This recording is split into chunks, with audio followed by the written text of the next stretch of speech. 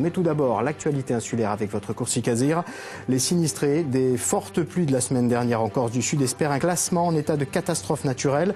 Le débordement du Taaravo notamment a causé d'importants dégâts pour des agriculteurs et un hôtelier restaurateur à Solacaro. Je vous le disais il y a un instant, 8 jours après les forts sur la Corse du Sud. La Corse du Sud, par le débordement de certains cours d'eau, sont encore bien présents par endroits. C'est le cas notamment dans la basse vallée du Taaravo, près du pont de Calso, sur la commune de Solacaro. Des agriculteurs ont subi d'importantes pertes. Leurs bétails ont été emportés. Un hôtelier restaurateur installé dans un ancien moulin a connu également d'importants dommages. Les élus espèrent maintenant un classement en état de catastrophe naturelle. Reportage Maëva de Froyenne, Stéphane Lapera. Dans le lit du Taaravo, une eau calme. Cette image pourrait presque faire oublier la crue du 20 décembre dernier. Sur cette vidéo amateur, le fleuve, déchaîné et méconnaissable. Derrière son passage, il a laissé des dégâts impressionnants. Dans cet hôtel, tout a été en un coup dur pour son propriétaire. Nous, on devient presque des SDF et surtout des futurs sans emploi. Le coût des travaux à près d'1 million d'euros. Une somme considérable, un an tout juste après un sinistre similaire.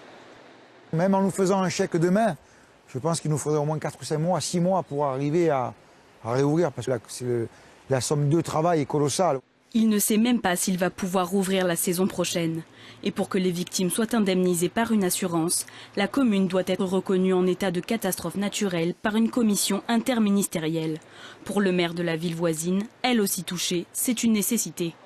Ce qui est à espérer, c'est surtout pour aider les agriculteurs, ne serait-ce que parce qu'ils ont subi des dégâts qui s'élèvent à des milliers d'euros. C'est vraiment quelque chose qui devra être fait parce que, économiquement parlant, je ne sais pas si les agriculteurs pourront s'en relever, quoi. Justement, quelques kilomètres plus loin, à Solacaro, les bottes de foin d'Antoine Bartoli sont irrécupérables.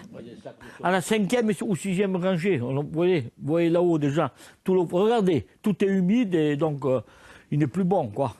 Mais il compte aussi une dizaine de bêtes perdues, des champs saccagés et des kilomètres de clôtures arrachées.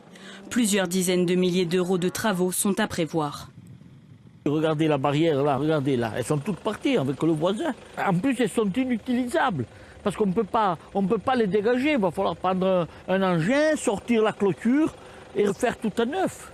Pour le moment, 11 communes de Corse du Sud ont déposé un dossier de reconnaissance de catastrophe naturelle pour les inondations du 20 décembre. Comme dans